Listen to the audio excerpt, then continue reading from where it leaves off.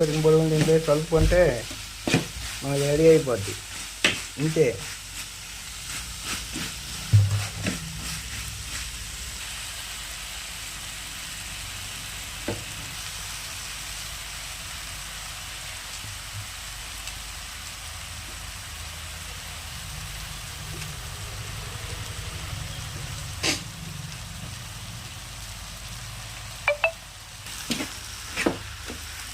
ఇదిగోండి, ఇదే ఫైనల్.